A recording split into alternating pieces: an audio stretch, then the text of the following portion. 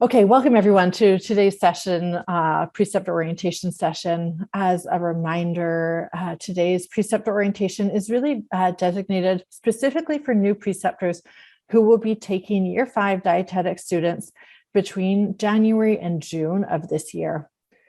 We are going through some really significant program changes that will impact the structure of practice education as well as the modules and forms for upcoming years. So future kind of iterations of the preceptor orientation will need to be adapted to then align with the new program model. For those of you who don't know me, my name is Ali Browse, and I'm one of the dietetic educators at UBC. In my role, I'm involved in a number of program activities, including admissions, student advising, preceptor support, as well as teaching and support to students who are in their practice education year. I started with the UBC team in 2019, so I'm coming up to 3 years now with the team.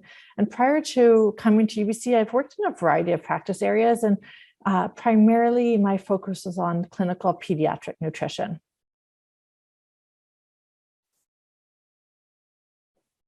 So I would like to begin today by acknowledging that I'm presenting from my home as an uninvited guest on the unceded and ancestral and the traditional lands of the Coast Salish people, including the Squamish and the Tsleil-Waututh and the Musqueam nations. And recognizing that we're gathered from many places, I welcome you if you'd like to share in the chat the traditional lands that you're on today. As a white settler on these lands and a representative of the UBC Dietetics program, I do think it really is essential that we take a moment and reflect on the impact that colonization has had on the planet and the many systems in which we currently work and learn, and to work towards reconciliation with the original owners and stewards of the lands.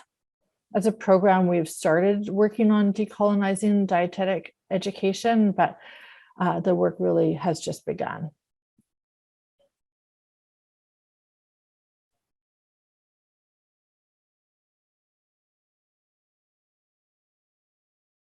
So we have a full agenda for today's session. Here is an overview of what I plan to cover in the next hour.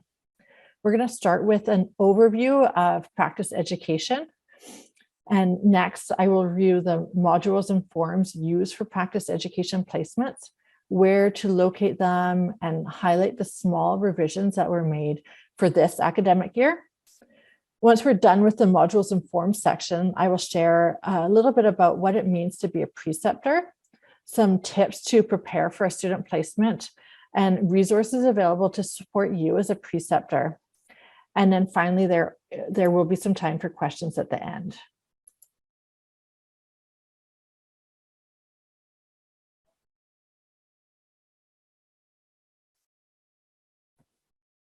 So I'm going to give a brief overview of the structure of the current model of practice education, primarily for those who are newer to precepting or maybe didn't do your dietetic education here in BC. So the 37-week practice education year that you'll be involved in occurs in Year 5 of the UBC Dietetic program, and it runs from September to June.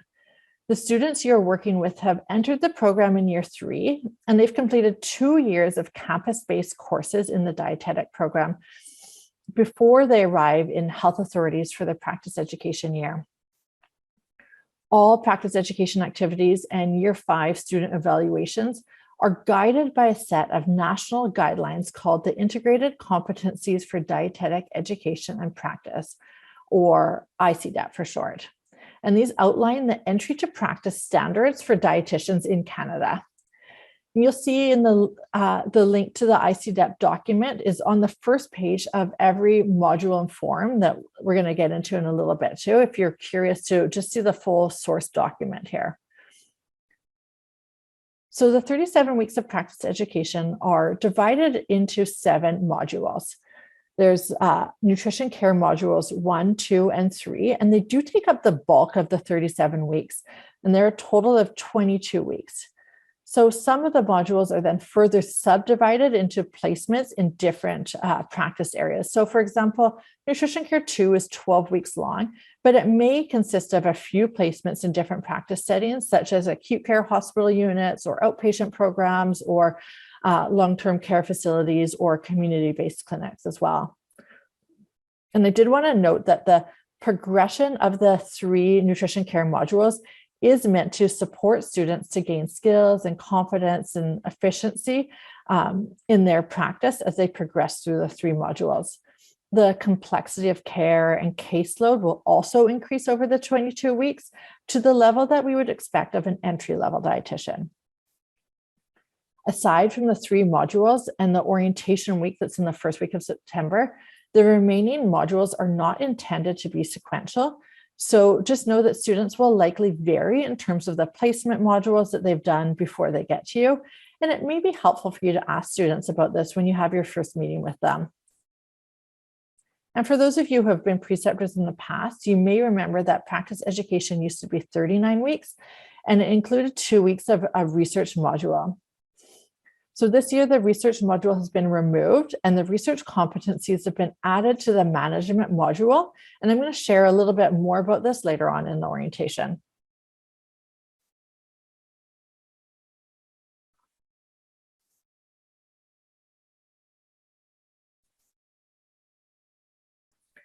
So now I want to make sure everyone knows where to find the modules and forms that you would use during practice education. And certainly the dietetic students that you work with will also know how to locate these, and they can send them off to you by email as well. But truthfully, the easiest way to find them is to Google the UBC Dietetics program. I have the website here at the top too, but if you Google UBC Dietetics, it's the first link that comes up. And then when you are on our program website, you can click on the Preceptor tab at the top of the page. And then scrolling all the way to the bottom there's a practice education documents here. And you'll find the index of dietetic practice education documents. If you have accessed our program website in the past, you may notice that it has been updated just very recently. So it has a little bit of a new look to it, but really the resources and the material are very similar to how they've been in the past. So when you click on the link to the index of dietetic practice education documents, you'll go to this sync link, which is where we keep all of our modules and forms. And the forms are updated every year, and sometimes they can be even updated during the year too. So we always encourage people to refer to the online versions for the most up-to-date copies of all of our documents.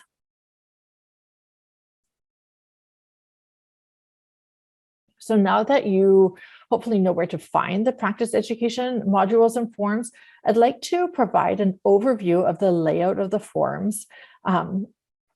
New preceptors may want to open a sample form from the website if you want to kind of follow along as we do this, but it also is not entirely necessary at all too. I have included kind of screenshots of all of the form that we'll be looking at to kind of talk through.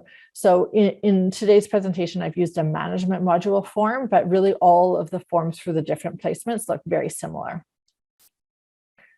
So the intention of each module form that we're going to be looking at is that it's a comprehensive guide for students and preceptors.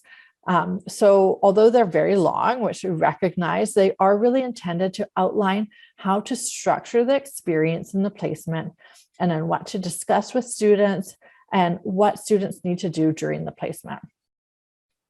Each form is split up into 7 distinct sections, as you'll see on the slide. So you may be comforted to know that as a preceptor, while you might want to be familiar with the entire form, your primary responsibility rests in the 3 sections that are highlighted in red on today's slide, which are the preceptor evaluation checklist, the preceptor assessment guide, and the performance evaluation. And today I'm going to give an overview of the first 5 sections of the document.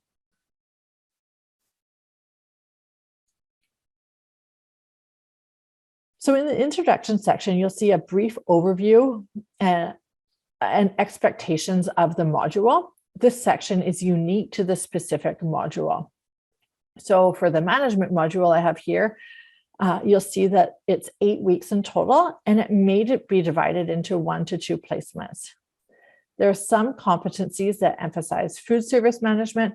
However, there are a number of other management competencies that can be done outside of food services to address the competencies in this practice area. The majority of time is spent doing applied projects, and you can find a list of management project ideas within that practice education documents on our website.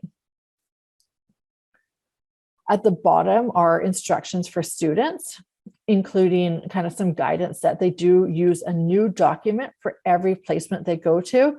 So if they do 2 4-week management placements, then they would complete a new form for each placement. And then there's also instructions for preceptors, including familiarizing yourself with the document, completing the performance evaluation 1 day prior to completion of the placement, bringing up any concerns about a student performance to the attention of the kind of core site coordinator or to us, the UBC program staff. And then finally, a reminder to destroy any locally saved evaluations annually. And you will also get email prompts to do that as well.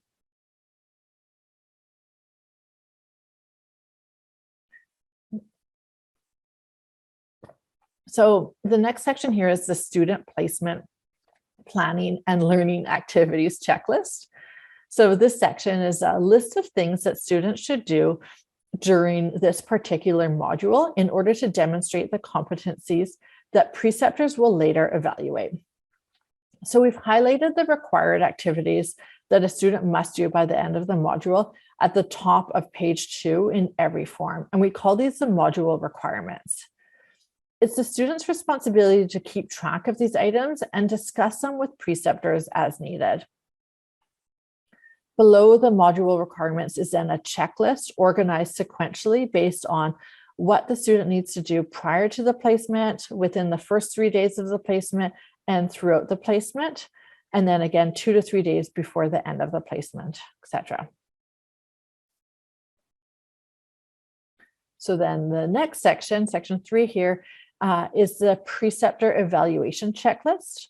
So once you've received a student's completed module form a day or 2 before the end of the placement, you will then need to complete this part. So this is organized for you again sequentially based on what to do before the end of the placement.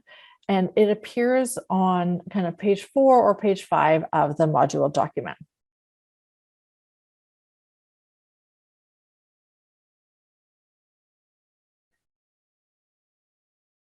So the next section is the performance assessment guide, which provides a detailed description of what the 1, 2, 3 ratings look like in practice to make sure that the student and the preceptor are using the same 3-point competency scale when completing the evaluation. So a bit of a quick overview of what the rating scale denotes here. So getting a score of 1 indicates that a student is struggling with performance. Perhaps they're making repeated errors and or demonstrating really an inability to recognize situations beyond their capacity. It signifies that further action is needed to be taken before a student can move forward to their next placement. And then a score of 2 indicates the student is progressing and is aware of areas requiring further development or guidance. And it's still appropriate for entry-level practice. And then 3 does not necessarily state that the student knows or does everything independently, but they consistently demonstrate skills and attributes that would be used as a dietitian. And they're able to recognize when they need help and seek assistance accordingly. When rating students, we ask that you consider their overall performance, but really focus on where they are at the end of the placement and choose the rating that best represents their performance. A rating of 2 or 3, again, is needed in all competencies in order to pass the placement. And a rating of 1 prompts UBC to get involved and address any kind of identified concerns. And then just a note here, you can't use a half score. So if you are feeling like, oh, maybe it's a 1.5, you have to choose the full score. So often if you're feeling like you need to kind of use a half score, that signifies maybe there are some problems and challenges, and we should make sure that those are addressed before progressing.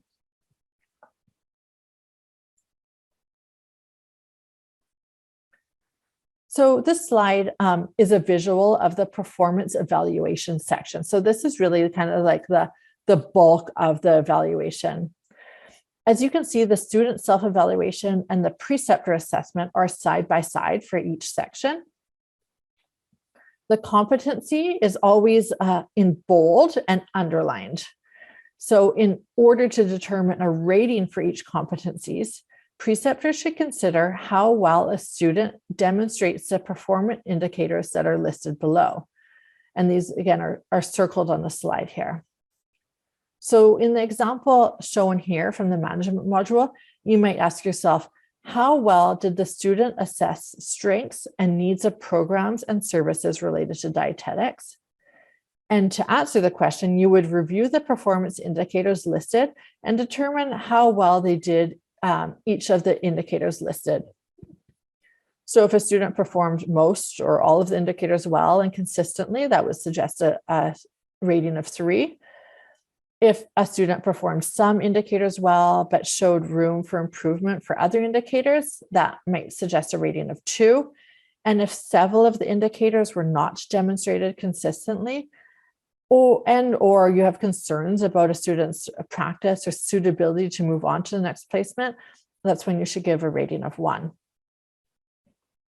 And then if you're ever in doubt about how to assign a rating for a student, we welcome that you get in touch with any of us on the UBC team to just discuss the situation. And I will have our contact information kind of included at the end of this session today. I also wanted to just take this opportunity to highlight what is expected in terms of comments. As we understand, these forms do already take quite a bit of time, and it's not expected that there are kind of extensive comments in every comment box. You'll notice on the form it says to really only include comments as needed to clarify ratings. Ideally, you will have already had a good amount of verbal feedback and communication with the student on an ongoing basis throughout the placement, and things shouldn't really be coming out as a big surprise at the end of the evaluation.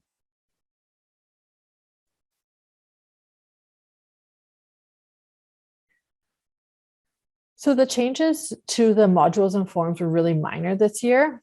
As I mentioned earlier, this year, the research module was removed and the research competencies have been integrated into the management module, which I have included in the next slide here. There was no other significant changes made to the modules this year, given the new program model starts next year, and therefore in the final year of our practice education, we have kind of kept things as consistent as possible here. So before we go on, I wanted to point out that the research competencies that have been integrated into the management placement. And so students now need to complete at least one project to address these competencies. Projects should be completed within the length of a management module and should not expand beyond it. So project scope should allow for the research competencies to be met within the length of the placement. For example, completed in 4 weeks, if that's the placement length, or 8 weeks if the placement is longer. If students have 2 management placements scheduled, then the research competencies should be addressed in at least one of the placements. And they could also be incorporated into both if it's desired or feasible. Many times students are paired during their management placements, in which case they can complete their projects together or separately. Some students may have 1 8-week placement, and again, some have 2. So again, they only need to complete 1 project within their management placement. For those of you that are management preceptors, and if you're looking for more information on the research competencies particularly, please feel free to reach out to myself or anyone else on our team for some additional information. We did do a management research focused orientation in September only, and so I do have the recording of that somewhere if you're particularly looking for more details on this aspect.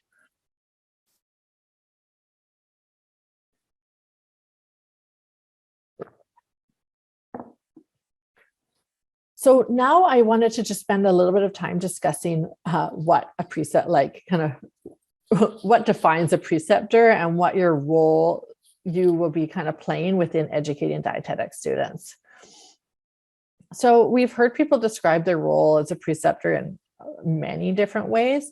Some people think of themselves as a teacher, someone who really shows or explains how to do something in the practice setting, or a teacher and a mentor, kind of an experienced practitioner that can advise and guide a new practitioner on kind of career guidance and professional development, or even a teacher and a mentor and a coach, and really kind of focusing on performance and tasks that support skill development. And really, in your role within the program, you can be any or all of these at different times, and really kind of depending on the student and the point in which they are in their practice education.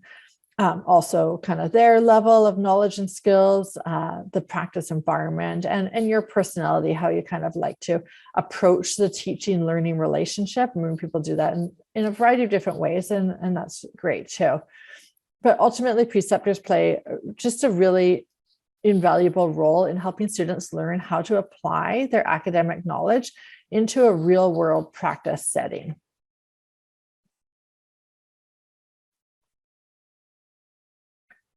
So to be a bit more specific about the tasks you can expect to be responsible for as a preceptor, these will include things like creating a placement-specific schedule, and then planning learning activities to support students to achieve their competencies.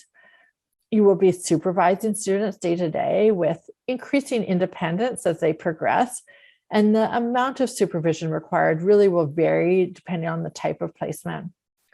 You will be facilitating their learning in the placement, providing feedback to students throughout the placement, as well as more formally at the end in their evaluation form, and then keeping the course site coordinator for your health authority informed on the student's progress.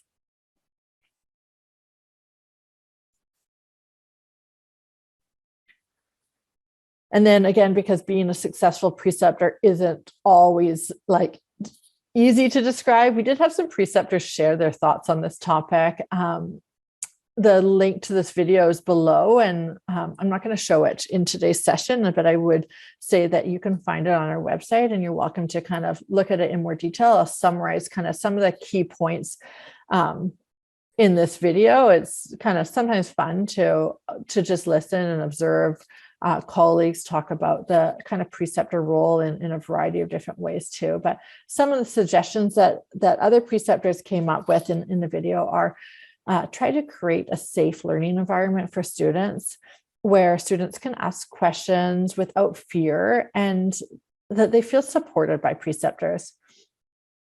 Work with students as equals, recognizing that they are soon about to become your colleagues, and that they still need your help to gain important skills and experiences to enter practice. Also acknowledging that there's a two-way learning. So students are helping you learn how to be a better preceptor or teacher or mentor or coach, etc. as well too. Also suggestions on kind of determining upfront what a student's goals are and their expectations for the placement, and just really making sure that you're kind of starting out on the same page with a similar vision for the placement together. And then again, a reminder that learning happens by watching and doing and debriefing. So despite the busy nature of all of our workplaces, if at all possible, try to build some time in for these steps, because they will lead to kind of the greatest opportunity for students when you can just have a little bit of time to debrief and reflect together on the learning.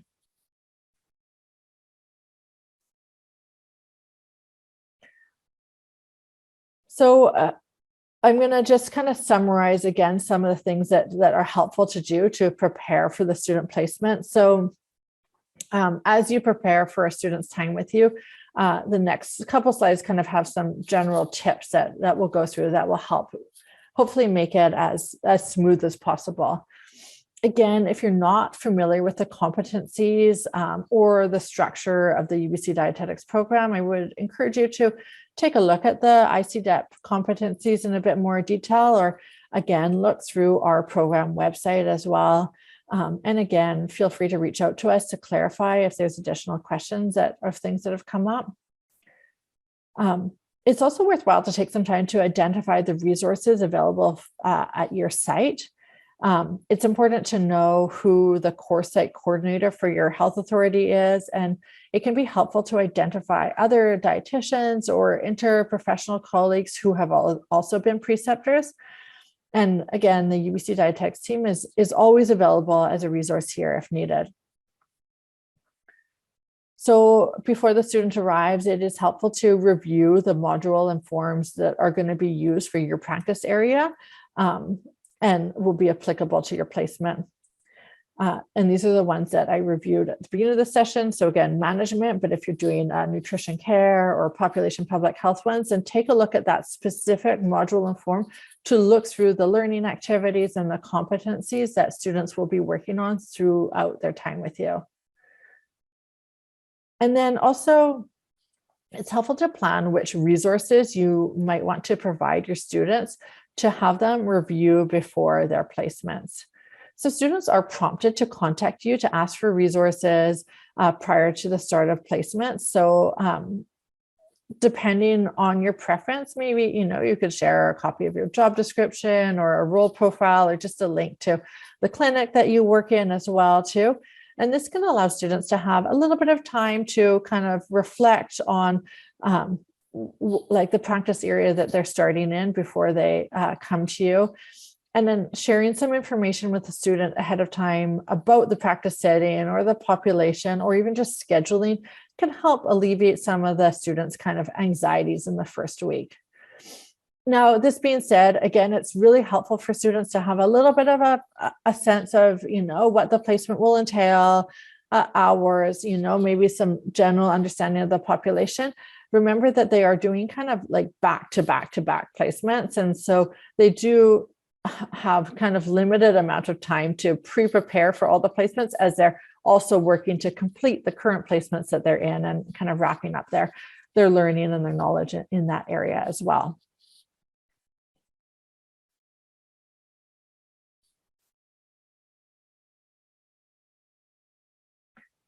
So if possible, plan ahead in your schedule. If it's possible to omit kind of non-essential meetings or commitments for the weeks that you have a student, that can be helpful too. Having a little bit more time in your day, even if it's only 15 minutes here and there, can make all the difference kind of for allowing some time for discussion or feedback or just debriefing with your students. It's also important to be aware of the designated time every Thursday afternoon, which is protected for education sessions and self-directed learning. The intention is to consistently protect this Thursday afternoon time, regardless of what's going on in the placement setting, to allow students time for self-directed learning.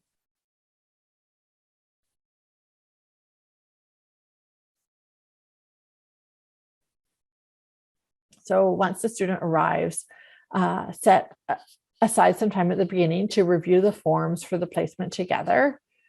At this time, it can be also really important to have an opening kind of conversation about the student's goals, as well as both the student and the preceptor's expectations and preferences around things such as learning styles and giving and receiving feedback, or communication type and frequency, etc. So doing this really upfront at the beginning can help identify any potential problems that may arise at the beginning. For example, different expectations around frequency of feedback. And they can also help kind of come to a shared solution sooner rather than kind of waiting for some problems to arise.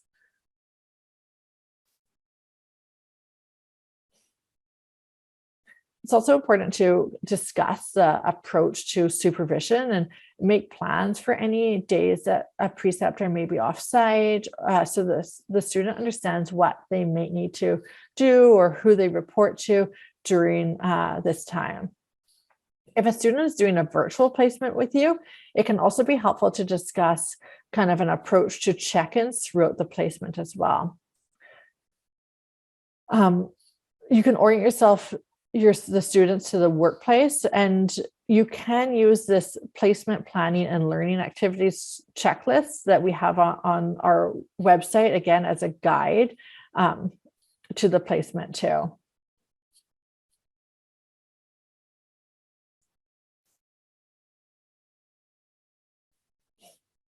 And then if you look at our UBC Dietetics website on the Preceptor tab there too, you'll also see that we do have several resources available. So there's a number of videos that we've created to help preceptors develop their educator skills, from kind of setting the stage for success to using questions as a teaching strategy. And just know that, yeah, these videos are available for you as well. You might see some of your colleagues as dietitians have kind of volunteered for some of these video clips. Some of them, we do need some updating for them, but they are kind of a valuable resource. You'll also see a link to past annual preceptor education events. So that's kind of an annual education event that we do for preceptors across the province. And so you can look back at some past sessions if you want to just listen to those recordings as well.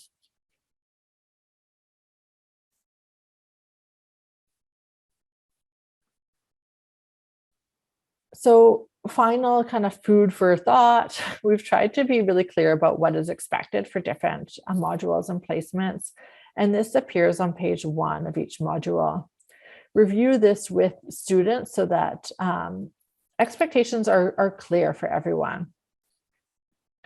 And then really remember to recognize that observation goes both ways. They can learn by watching you, and you can help them through giving them feedback on your observations as well. Providing regular feedback is really so important for students and for everyone too. So feedback often comes up as an area of discomfort or just requiring additional supports. And research has discovered that regular feedback given well before formal evaluation is done is really critical for student development. So feedback it's an interactive process that is less formal and ideally should be immediate. It should be designed to improve performance and should be focused on specific skills or behaviors, not on evaluation or judgment. So while feedback can help individuals improve their performance, avoiding feedback can actually slow progress. So have these conversations up front and early on in the placement, and discuss how often and when your student likes to get feedback, either kind of after the activity or at the end of the week. And kind of when your schedule would allow to have the best kind of high quality feedback. So if it's better to do it, obviously it's best to do it immediately, but if things are really busy, then maybe kind of try and schedule in, right before lunch break or the end of the day to just have a check-in and review things together too. As a preceptor, you do have the opportunity to provide really practical learning environments. And this is something that many students haven't yet been able to experience. So the learning experiences that you are able to provide students with are really invaluable for their learning as they transition into their careers as dietitians. And then a final word on just kind of who to contact about what. I know it can sometimes get confusing, especially as our kind of UBC team has grown a little bit more too. Right now, we've kind of divided the health authorities. So we have 3 educators from our team supporting as kind of the primary contact for different regions. So Gordon Lee is the primary kind of support and contact for the Fraser Health students. Myself, I coordinate the PHSA students, and I also am the primary contact for the Northern Health and the Island Health and the Interior Health students. And then Tamar Kafka is the primary contact for the Providence and the Vancouver Coastal Health students. But that being said, if you ever are kind of confused about who to reach out to or uncertain, you can reach out to any of us. Again, we are a very small team, and so we do collaborate quite regularly together. And then finally, as I mentioned earlier, the UBC Dietetics program is going through some major program revisions, including some pretty significant curriculum updates and changes to the model of practice education placements. And you can find past program updates and webinars on our website. And I would encourage anyone who's interested to join our upcoming session on Thursday, February 3rd. You will receive some more information about that via the UBC Preceptor listserv. If you're able and interested, it would be fantastic to have everyone there.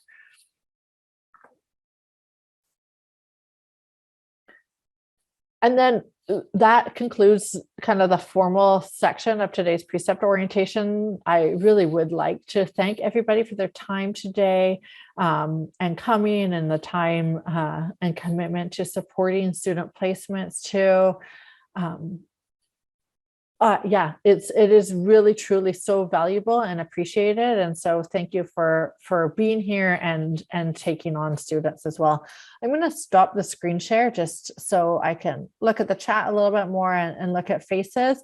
And then again, open it up to questions. If you feel like you got what you needed and you're done, you're welcome to sign off at any point. You're welcome to put questions in the chat. Or you're welcome to unmute yourself and just ask them directly. Any or always are